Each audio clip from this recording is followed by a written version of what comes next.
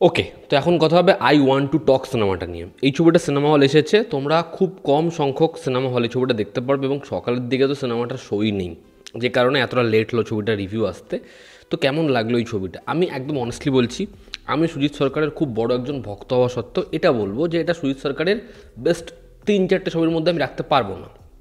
কিন্তু এই ছবিটাকে না এরকম বানিয়েও লাভ নেই যে এখন ছবিটা আসলো পুরোপুরি আমরা ইগনোর মারলাম, ঠিক আছে, আজ থেকে 5 বছর পর গিয়ে বললাম অভিষেক বচ্চন আরও একটা ভালো ছবি করেছিল, সেই সময় আমরা দেখিনি। তার থেকে তোমরা সিনেমা হলে যাও, গিয়ে দেখো, তারপর তোমরা ডিসাইড করো ছবিটা ভালো খারাপ কেমন লাগলো। মানে সব সময় যে কোনো ছবিকে ইচ্ছা করে আমরা ইগনোর করে পরে সেটাকে আন্ডাররেটেড করে প্রেস করে কি হবে? সেই ছবিটা সেই সময়কার ছবি, যদি ইচ্ছা হয় সুজিত সরকারের ছবি ভালো লেগে থাকে, অভিষেক বচ্চনের পারফরমেন্স ভালো লাগছে প্রমোতে, যাও গিয়ে দেখো। ছবিটার মধ্যে অনেকগুলো দিক আছে যেগুলো বেশ বেশ পজিটিভ, আর কিছু সমস্যা তো ডেফিনেটলি রয়েছে। তবে এই ছবিটা অভিষেক বচ্চনের ছবি, অভিষেক বচ্চন খুব খুব ভালো কাজ করেছে। ছবির গল্পটা আমি একটু করে বলছি। এই ছবিটা না একটা বায়োপিক, ঠিক আছে। অর্জুন সেন, তিনি ক্যান্সার সার্ভাইভার, তিনি কিভাবে একের পর এক সার্জারি নিজের ওপর করিয়েছিলেন এবং তাকে বলা হয়েছিল সে 2 বছরের বেশি বাঁচবে না, তো সে কি বাঁচতে পেরেছে, তার তার সার্জারি, তার বন্ধু, তার মেয়ের গল্প হচ্ছে এই ছবিটা আই ওয়ান্ট টু টক। ছবির পজিটিভ দিক, নেগেটিভ দিক। ছবির প্রথম যেটা পজিটিভ দিক সেটা হচ্ছে অভিষেক বচ্চন।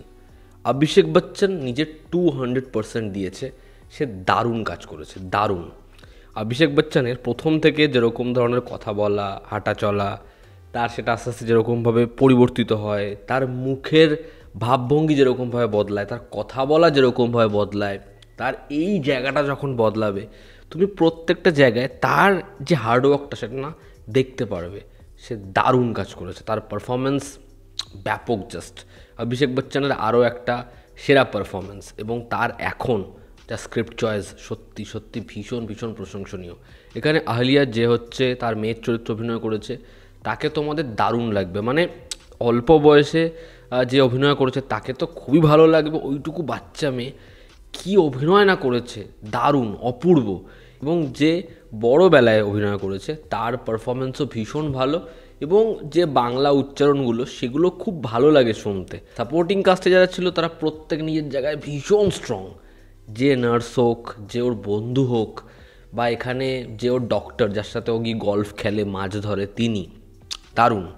তবে জনি লিভারকে এমন একটা ক্যারেক্টার দেওয়া হয়েছে যে সারা ছবিতে সে কমেডি করে না, কিন্তু তার পারফরমেন্স দেখো, তার ডায়ালগস দেখো, মনে হলো বলিউড ইউজই করেনি কখনো।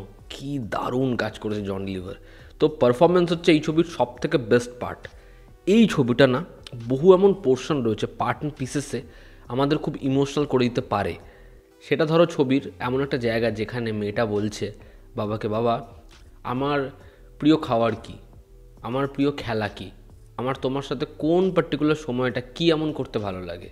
অভিষেক বচ্চন বলতে পারবে না, তারপর মেয়েটা যাবে 8খানা সার্কেল নিয়ে।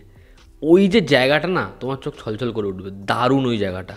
এবং পরবর্তী সময় যখন লেকের পাশে বসে অভিষেক বচ্চন বলবে যে আমার একটাই ভয়, তোমার ওই যে 8খানা সার্কেল, ওখান থেকে আমি না কখনো 11 নম্বর সার্কেলে চলে যাই। ওই জায়গাটা খালি দেখো। এবং মেয়েটা যখন বাবাকে বলবে এই যে তোমরা দুজন সেপারেট, এটা কিন্তু আমার চয়েস নয়, আমি ওই ব্যাডমিন্টনের কক হতে হতে হাঁপিয়ে গেছি, ওই সংলাপটা যেরকম, এবং ওখানে যেভাবে সিকোয়েন্সটাকে বুঝিয়েছে ভীষণ ভীষণ ভালো।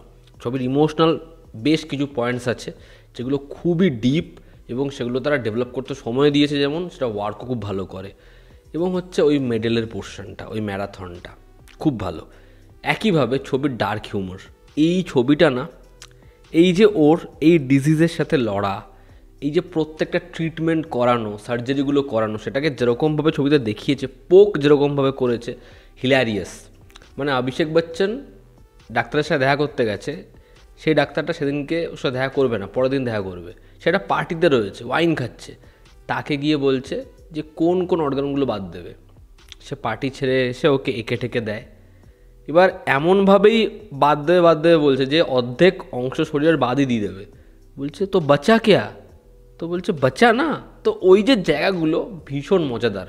ছবিতে বাবা এবং মেয়ে দুজনের যেরকম ইকুয়েশন, যেরকম ফান আমাদের প্রোভাইড করতে পারে, তোমাদের ভালো লাগবেই, তোমরা মজা পাবেই। একটা ছবিতে অভিষেক বচ্চনের ক্যারেক্টারটা এমন এমন জিনিসপত্র করে, এমন এমন স্টেটমেন্ট রাখে, সেগুলো ভীষণ মজার। তবে সবাই যে সেই মজাটা ফিল করবে বা সেটা দেখে খুব হৈ হো করে হাসবে এমন কিন্তু নয়, ঠিক আছে? ওটা স্টেটমেন্টটা খুব সাটল এবং সেটা একটু ডার্ক কিছু কিছু ক্ষেত্রে, তোমাদের ভালো লাগবে যারা এরকম ধরনের ছবি দেখে অভ্যস্ত, ভালো লাগবে।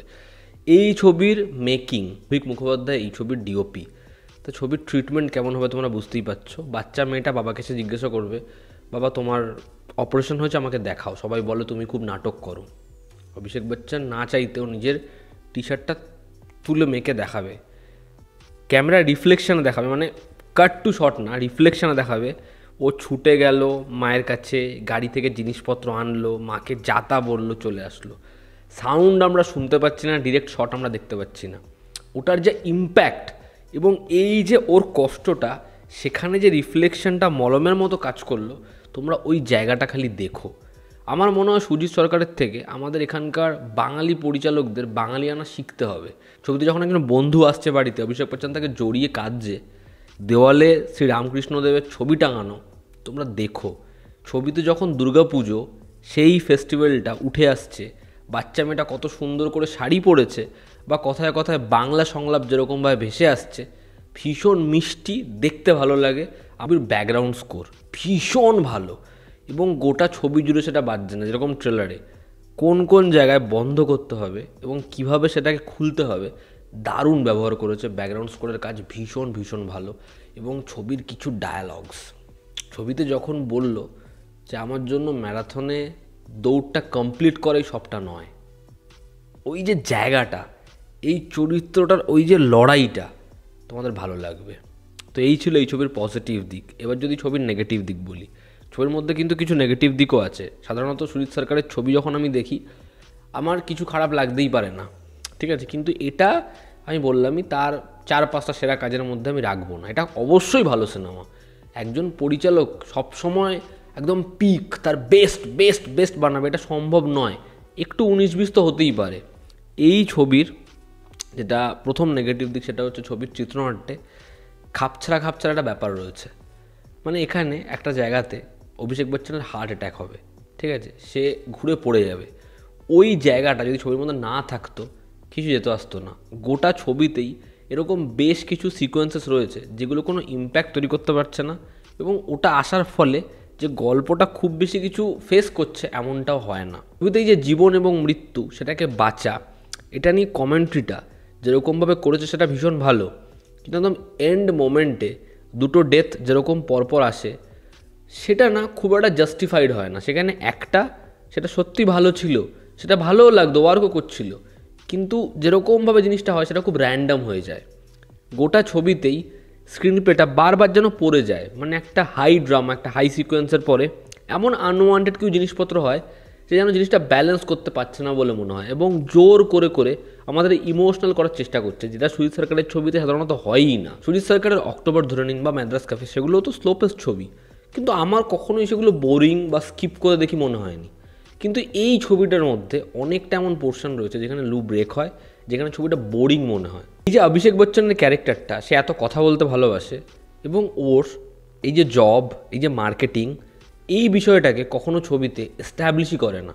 ফলে ও কিভাবে ম্যানিপুলেট করে, বা এই যে ও প্রত্যেকটা অপারেশনের জন্য এরকমভাবে টাকা বিনিয়োগ করছে, প্রথম দিকে যখন বাড়ি বিক্রি করে দিল, ক্রাইসিস, একের পর এক জায়গায় ঘুরে যাচ্ছে, ওটা কিন্তু ভালো লাগে। কিন্তু তারপর কিন্তু এই চড়াই উতরাইটা আমরা দেখি না, ফলে ওটা হাফ বেকটি মনে হয়। But overall I want to talk, এটা একটা বেশ ভালো ছবি। বললামই আমি, সুজিত সরকারের বেস্ট নয়, তবে অবশ্যই অভিষেক বচ্চনের ওয়ান অফ দ্য বেস্ট। তোমরা ছবিটা দেখো, ভালো লাগবে। যারা সুজিত সরকার তার ছবি দেখা পছন্দ করো তারা অবশ্যই দেখো। তো এই ছিল আজকের ভিডিও। ভালো লেগে থাকলে লাইক করো, শেয়ার করো, সাবস্ক্রাইব করো। আবার দেখা হচ্ছে, জনতা আমাদের পাশে আছে। Take care.